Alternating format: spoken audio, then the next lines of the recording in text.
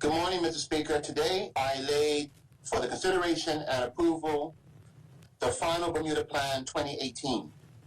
The Bermuda Plan, the plan is a development plan prepared by the Department of Planning to guide development for the island for many years to come.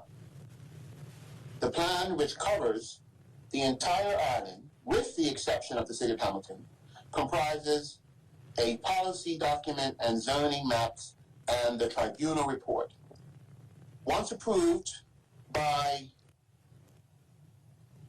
the both houses, notice of the approval of the plan 2018 will be published in the official gazette. Mr. Speaker, it must be noted that due to the size of the documents, the plan can only be accessed electronically.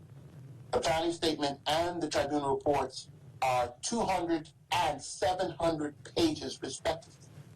The zoning maps are multi-layered, which can be more instructional to honorable members as the layers can be manipulated. I invite members of this honorable house and the public to access the plan on the Department of Planning website, or more specifically by entering the URL planning.gov.bm index.php/Bermuda -plan 2018 /. Obviously, this will be available for the public to see, and they'll be able to click quite easily on the website and not be guided by my either misstatement of this URL code. Mr. Speaker, the Plan 2018 is the product of consultation with the public, key stakeholders, statutory bodies, and extensive research. The overarching aim of the plan is to effectively manage Bermuda's natural and built environment, resources, and development, and to help build healthy, sustainable communities. In support of this aim, the plan is based on 3 strategies: a development strategy, a conservation strategy, and a community strategy. Mr. Speaker, within the framework of these strategies, the Bermuda Plan 2018 sets out 5 key goals. 1, to conserve open space and protect the island's natural and built heritage. 2, to provide sufficient development potential to meet the community's needs. 3, to facilitate community improvements in neighborhoods to create better, healthier, and safer places to live and visit. 4, to encourage a more efficient and sustainable use and development of land and buildings. And 5, to ensure a high quality of design and accessibility in all new developments. Mr. Speaker, honorable members may recall that the Bermuda Plan 2018 was first released as a draft plan and was the subject of a 3.5 month public consultation period from the 3rd of December 2018 to the 15th of March 2019. During this consultation period, a total of 457 objections and counter-objections were received. Mr. Speaker, of the objections, 282, or 62%, were objections. 161, 35%, were counter-objections, and 3% were representations in support of zonings or policies in the draft plan. A total of 50 objections were ultimately withdrawn or deemed invalid. Of the remaining 232 objections, 147, 63%, were zoning related. The most common zoning objections involve landowners wanting to remove agriculture reserve and woodland reserve conservation areas from their property. This has been a common theme with objections to previous draft Bermuda plans and reflects landowners wanting greater development potential for their properties. Mr. Speaker, on the 10th of January 2020, I appointed the draft Bermuda Plan 2018 Tribunal to hold public inquiries for objections and representations to the Bermuda Plan 2018.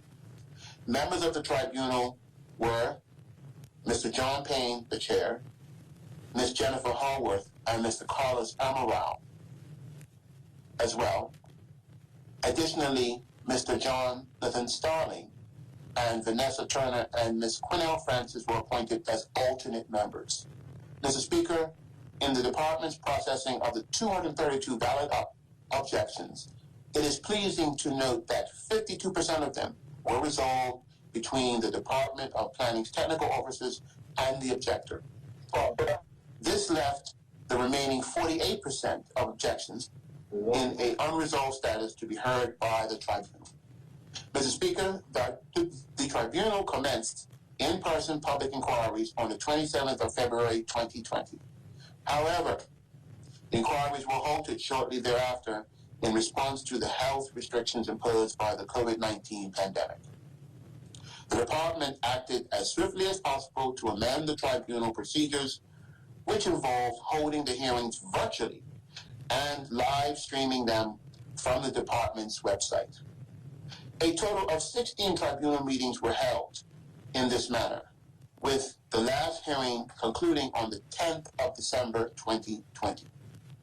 Mr. Speaker, the draft Plan 2018 Tribunal Report, which included tribunal's recommendations for each objection, along with general remarks, was submitted to me for review, and a resolution following the completion of my review. This report was finalized to reflect the resolutions of each objection and representation.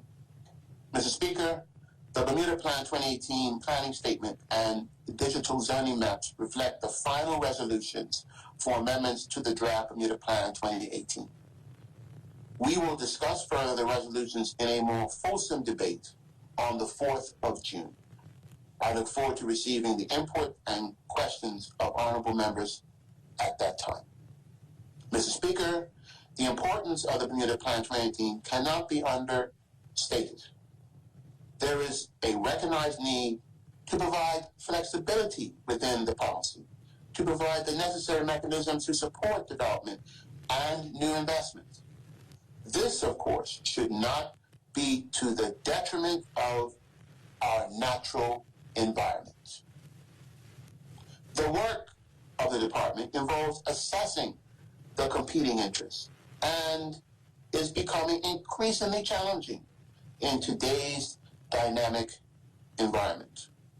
Mr. Speaker, I would like to take this opportunity at this time to thank the members of the tribunal for their hard work and contributions to Bermuda Plan 2018. In addition, I would like to recognize the efforts of the director, Ms. Victoria Pereira, of the Department of Planning, and all of her team.